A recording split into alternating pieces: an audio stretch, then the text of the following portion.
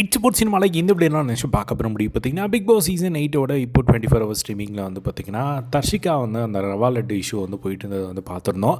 அதில் வந்து பார்த்திங்கன்னா இன்றைக்கி வந்து ரவா லட்டு வந்து தர்ஷிகா வந்து கேப்டன் சொன்னதையும் மீறி பண்ணாதீங்க அப்படின்னு சொன்னதையும் மீறி அவங்களுக்கு சுகர் கிரேவிங் இருக்குது அப்படிங்கிறனால அவங்க வந்து அந்த ஒரு ரவா லட்டை பண்ணி இப்போ ஒரு பிரச்சனை ஆகி கடைசியாக அவங்க மன்னிப்பு கேட்டு இதெல்லாமே வந்து பார்த்துருந்தோம். ஸோ கடைசியாக வந்து தர்ஷிகா வந்து நான் பண்ணது தான் தப்பு அப்படின்னு சொல்லி அவங்க வந்து எனக்கு ரொம்ப கில்ட்டாக இருக்குது நீங்கள்லாம் இப்படி பேசுகிறதே அப்படின்னு சொல்லி அவங்க ஒரு ஓரம் போய் உட்காந்து ஃபீல் பண்ண ஆரம்பிச்சிட்டாங்க.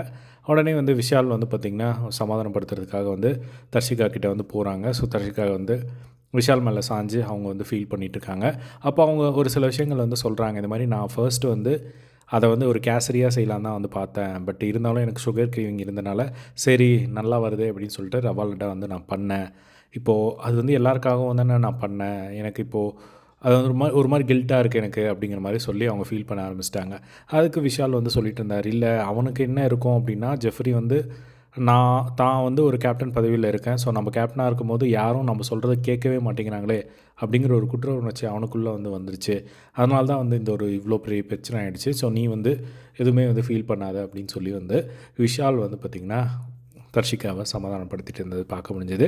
ஸோ கொஞ்ச நேரத்தில் உள்ள அன்ஷிதா வராங்க. ஸோ 2 பேருமே என்ன ஒரே கலர் போட்டுட்ருக்கீங்க அப்படிங்கிற மாதிரி கலாய்ச்சிட்டு இருந்தாங்க. ஏன்னா 2 பேருமே க்ரீன் வந்து இன்றைக்கி போட்டிருந்தாங்க. ஸோ இது என்ன கதைன்னு தெரியல. இதுதான் வந்து இப்போ லைவில் வந்து போயிட்டுருக்கு. ஸோ இதே மாதிரி எல்லாம் பிக் பாஸ் அப்டேட்னு தெரிஞ்சுக்க நம்மளோட சேனலை சப்ஸ்கிரைப் பண்ணி சப்போர்ட் பண்ணுங்கள். தேங்க்ஸ் ஃபார் வாட்சிங். பை.